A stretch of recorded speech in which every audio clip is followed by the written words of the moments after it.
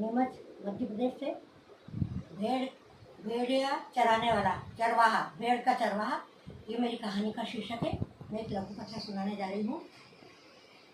जल झूलनी एकादशी, बेवान के दिन शाम के समय सूर्यास्त होने से पहले कुछ मंदिर के पुजारी और भक्त लोग भगवान का झूला लेकर के, बेवान लेकर के तालाब पर भगवान को नहलाने के लिए जाते हैं और संकीर्तन करते जाते हैं। श्री कृष्ण गोविंद हरे मुरारी, हे नाथ नारायण वासुदेव। श्री कृष्ण गोविंद हरे मुरारी, हे नाथ नारायण वासुदेव। वहाँ पर तालाब के किनारे एक भेड़ चराने वाला बैठा रहता है। आसपास अपनी भेड़ों को छोड़ देता है। वो छोटे से बच्चे को छोड़ने को लेकर वो सारी लीला देखता है। वह देखता है कि सारे पंडित श्लोक बोलते हुए भगवान को नहला रहे हैं, पूजा कर रहे हैं, उनकी आरती कर रहे हैं, उनको भोग लगा रहे हैं, प्रसाद कर रहे हैं, उनको वस्त्र पहना रहे, दीपक आरती कर रहे हैं। ये सब वो बड़े आश्चर्य से देखता है, क्योंकि उसने जीवन में पहले कभी नहीं देखा था। तो देखते देखते वो बड़ा मन प्रसन्न होता है और उसको वहाँ पर प्रसाद मिलता है, चरणामृत मिलता है। तो उसे खा करके उसको बहुत अच्छा लगता है। जब सब भगवान को लेकर के जाने लगते हैं तो वो एक पंडित को रोक करके पूछता है, आप सब लोग ये क्या कर रहे थे, वो ये क्या है? तो बताते हैं कि आज जल झूलनी एकादशी है। जन्माष्टमी के दिन भगवान कृष्ण का जन्मोत्सव मनाया था, तो अब आज उनको झुलाने के लिए बाहर निकालते हैं और भगवान को झूले में, बेवान में बिठा करके तालाब के किनारे या नदी के किनारे जल स्थान पर, जलाशय पर ले जाकर उनको स्नान कराते हैं, उनकी पूजा आरती करते हैं और उनको भोग लगा करके रहते हैं। बोले इसके करने से क्या होता है? बोले इसके करने से घर में धन धान्य होता है, लक्ष्मी आती है, कमाई में, रोजगार में बरकत होती है और आप जीवन में प्रसन्न रहते हो और ईश्वर की भक्ति आपको मिलती है।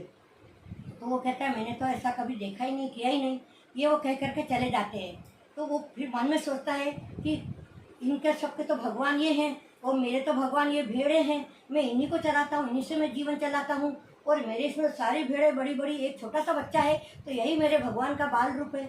वो सोच करके भेड़ छोटे से बच्चे को अपने सिर की पगड़ी का कपड़ा खोल करके उसमें बांध करके उसको तालाब में डुबकी लगाता है, मिलाता है और बार बार उसको छुपकी लगाता है। तो जब वो भेड़ का बच्चा घबराता है, में आता है, तो फिर उसके साथ वो मनोरंजन करते रहता है। मैं कई करो मारी भेड़ की लाल, थाके जो ऊपर धुरो घणो, थाके जो ऊपर ऊन घणी, थाके जो पींदे मिंगड़िया घणी। इस तरह से कहते हुए वो भेड़ के बच्चे को बार बार पानी में डुबोता है, बाहर निकालता है, डुबोता है, बाहर निकालता है। यह सब करते हुए उसे लगता है कि मेरे भगवान को मैं अच्छी तरह से नहला रहा हूँ। फिर बाहर निकाल करके वो उनको पोंछता है, साफ करता है। इतने में ठंड के मारे छोटा सा बच्चा मियाने लगता है, जूझने लगता है, कांपने लगता है सर्दी से। तो वह हरी हरी घास ला करके उसको खिलाता है, भेड़ का दूध निकाल करके उसको पिलाता है। वो सोचता है मैंने मेरे भगवान को दूध भी पिला दिया, कुछ खिला भी दिया और गोदी में लेकर के लाड़ करता है। ये सारी घटना ऊपर से भगवान चर अचार सब में व्याप्त हैं। वो ऊपर से देखते हैं कि ये चरवाहा किस तरह से नादानी से, देखा देख भक्ति में एक छोटे से बच्चे को पानी में डुबो डुबो करके तकलीफ दे रहा है। ठंड से बेचारा बच्चा कांप रहा है। अब तो मुझे इस दुनिया को संदेश देने के लिए धरती पर जाना ही पड़ेगा।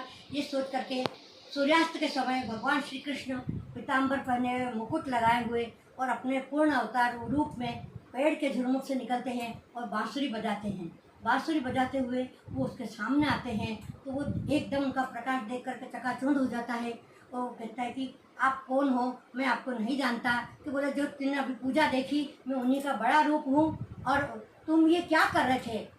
तो बोले आज तो जल झूलनी एकादशी है, सब भगवान को नहलाते हैं, छोटे भगवान बाल रूप को झांकी निकालते हैं। तो मेरे तो कभी मंदिर नहीं गया, मैंने कभी देखा नहीं।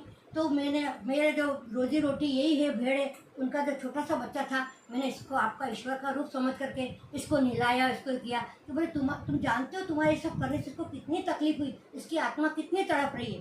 तो मेरी पूजा, मेरी भक्ति, मेरे त्यौहार ये नहीं कहते हैं कि तुम पूजा पाठ की भक्ति में, भक्ति की आड़ में किसी जीव को सताओ, किसी प्राणी को तकलीफ दो, उसे कष्ट दो, उसकी आत्मा तड़पे। ऐसी पूजा भक्ति बेकार है। इससे अच्छा है तुम कुछ मत करो, लेकिन जीव के प्रति दया रखो, क्योंकि पूरी सृष्टि में मैं ही समाया हूँ।